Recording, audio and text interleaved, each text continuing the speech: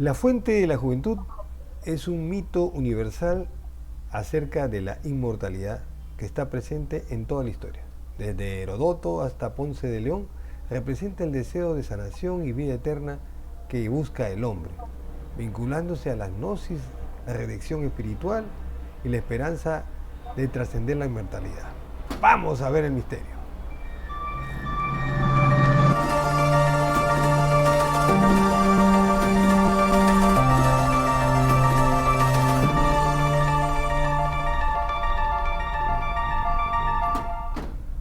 Buenas noches y bienvenidos al episodio número 215 de su programa Cruda Realidad. Este programa lo hemos hecho entre gallos y medianoche porque hoy día he sido invitado al cumpleaños de mi ahijada del Club de Leones y tengo que salir corriendo. Así que, sin más preámbulos, vamos al tema de la fuente de la juventud. La cartografía de la inmortalidad o el mito de la fuente de la juventud no es una sola historia de exploración geográfica. Acá estamos hablando de un mapa del deseo humano que, si bien puede ser desde las arenas del oriente hasta los pantanos de Florida, podríamos trazar una ruta de esa agua de la vida. Sus orígenes son muy antiguos. Primero partimos del deseo, que desde tiempos inmemoriales la humanidad ha buscado la laguna legal para escapar de la muerte. Y eso ha generado la ilusión. Desde los magos modernos como David Copperfield, quien afirmó haber encontrado aguas restauradoras en Bahamas en el año 2006, hasta los alquimistas medievales buscando el elixir de la vida. Desde los relatos de Herodoto sobre la longevidad de los etíopes, hasta la búsqueda de Alejandro Magno en las tierras de las tinieblas. Hubo un personaje que se destacó, Alquir, denominado el Verde, quizás una inspiración para el Señor de los Anillos. En un análisis sobre el rol como guía espiritual, el Verde hizo un tratado sobre la inmortalidad tras bañarse en el agua de la vida y su simbolismo en la tradición sufí, como representación del potencial humano para alcanzar la inmortalidad espiritual. Su papel como guía místico y su legendario encuentro con Moisés y su profundo simbolismo con la tradición sufí lo hizo destacado en varios temas que lo vincularon como el hombre que de alguna forma encontró esta agua de la vida. Si seguimos avanzando en la historia, tenemos el tema de Alejandro Magno, ¿no?, que viajó a la tierra de las tinieblas en busca de los relatos históricos. Hablamos del siglo III. Alejandro viaja a la misteriosa tierra cerca de Damasco, conocida como tierras de las tinieblas, buscando el agua de la vida. Y resulta que un pez salado y seco cayó accidentalmente a un manantial, y al tocarlo, este pez resucitó instantáneamente y nadó lejos ante la mirada perpleja de Alejandro Magno y sus seguidores más cercanos. El agua no solo había rejuvenecido a este animal, sino que le había dado una fortaleza increíble que no lo pudieron atrapar. Donde había muerte, Alejandro, sin embargo, de alguna forma no podía beberla. Sus seguidores intentaron lo mismo y algo hacía que no podían tragarla y la terminaban escupiendo. Y así termina el relato. Hay, claro, bastantes relatos en contextos históricos. El Corán cita en 1860 que Moisés, Musa, busca al servidor de Dios que posee un conocimiento superior y le dice a Moisés que tome un pescado, que lo encontrará en un lugar donde pierdes el pescado, como leyenda, es donde nace nuevamente. Algo parecido a lo de Alejandro Magno. El pescado de Moisés revive y salta al mar. Y este milagro busca el lugar del encuentro, que también al caer lo corrobora. Es decir, que había una especie de manantial que hacía que los animales resucitaran, pero de alguna forma estaba vedado, prohibido para los seres humanos. Si avanzamos más, tenemos las referencias medievales donde se examinan muchas conexiones bíblicas, incluyendo el jardín del Edén y el estanque de Betesda, así como la importancia del agua en los rituales de iniciación de los griegos, en los ríos Leteo y Menósine.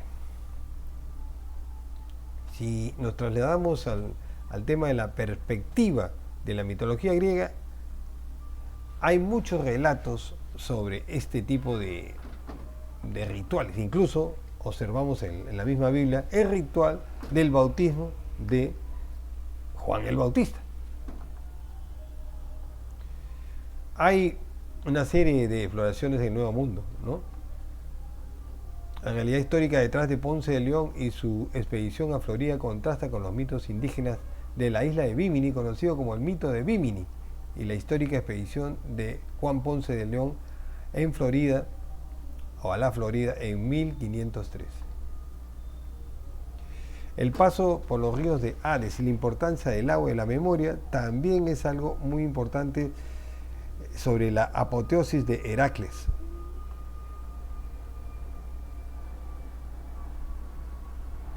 Hay muchos ecos antiguos. Herodoto, el libro 3, la propiedad del agua, que habla sobre justo ese parecido al Alcair, y la esencia, que dejaba la piel brillante como aceite, como el aceite, y despedía un aroma a violetas. También se habla sobre las aguas sagradas del Edén, el Apocalipsis, un tema narrado en las leyendas medievales. Otras leyendas medievales, este es el preste Juan, un rey cristiano, que también llega a encontrar una fuente, entre comillas, de la eterna juventud, pero le pasa lo mismo. Parece que los humanos no estamos condicionados para tomar esa agua y rejuvenecer. Juan de Maldivil, en 1356, también escribe un libro de las maravillas sobre una fuente noble y hermosa con sabor a especias, que de alguna forma rejuvenecía a la persona que la tomara. Esta vez sí lo tomó, pero no lo hacía inmortal, sino lo rejuvenecía. Nos vamos ya al nuevo continente y vemos pues todo el tema cuando los europeos llegan y cerca de Bimini hay una tierra mítica de riquezas y prosperidad ubicada al norte, posiblemente las Bahamas o Florida. Según Siquene, que escribió un tratado, la leyenda del cacique Arahuaco de Cuba, que tentado por la restauración navegó al norte y nunca regresó, supuestamente viviendo en una especie de flujo eterno. Ponce de León, obviamente, cuando fue primer gobernador de Puerto Rico, envió a sus seguidores a que buscaran esa fuente. Ya es conocido que en 1513 avista en Florida una especie de manantial grande en donde, según los lugareños, había esta propiedad de la rejuvenecer. Pero se convierte en una obsesión, ya que para evitar que dijera el secreto, lo manda a pasar por espada a este secuaz y el mismo Ponce de León después no puede encontrar la fuente. Entonces secuestró a varios indígenas, en fin, y no pudo encontrar la fuente. O sea, su obsesión fue que se envejeció y murió ahí, tratando de encontrar la bendita fuente de la juventud, que no la llegó. Quizás haya sido simplemente una imaginación o otra cosa. Existe también la cartografía del inframundo griego, donde en el reino de Hades existe lo contrario, que es una fuente que quita la vida, ¿no? También se menciona los ríos Aqueronte, Piriflegetonte, Cosito y Estigia, que de alguna forma son los males que la humanidad puede adquirir tomando estas aguas, ¿no? Hablamos también del Leteo que tenía la propiedad de olvidar, era el agua del olvido, ¿no? Entonces ahí sí vemos a Caronte, el barquero, que cruza con las almas el psicopompo, ¿no? Y este efecto del leteo en donde las almas beben para olvidar su vida terrenal en un mecanismo de desidentificación. Y el ciclo de reencarnar, según Platón y el mito, circular, ¿no?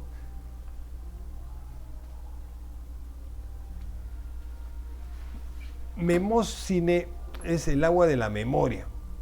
Hay unas láminas orfíricas y unos tratados en papiro que hablan sobre esto de morir el alma y que se encontrará con, si es que bebes el agua del río Leteo, te encontrarás contigo mismo reviviendo otras vidas, activando una memoria dormida que tiene cada ser humano. Así que el secreto de la inmortalidad griega no era física, sino era la conservación de la conciencia y la entidad después de la muerte.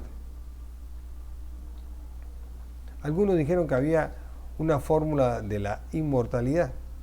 Soy hijo de la tierra y del cielo estrellado, pero mi raza es celeste.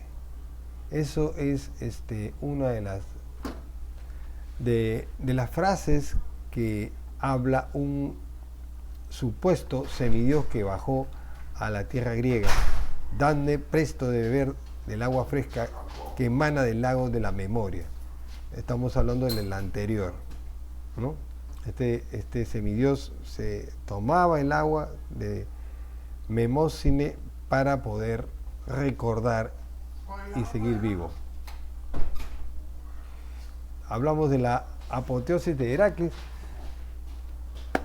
que baja al Hades y adquiere unas manzanas de espírits, unas especies de frutos dorados, donde consumirla es tener la inmortalidad. ¿Y que los dioses hacían esto? O sea, ¿y dónde estaba este jardín? Dentro de un jardín griego.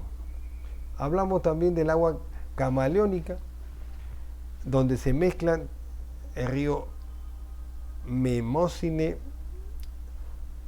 la fuente de Bimini y este supuesto manantial donde tanto Moisés como Al-Cair también tienen esa, diríamos, esa propiedad, y donde la fuente cambia de forma según la cultura que busca. Para el explorador es oro y conquista, para el místico es sabiduría eterna, para el griego es el triunfo de la memoria sobre el olvido. Así llegamos al legado cultural y su impacto en el arte y la cultura moderna.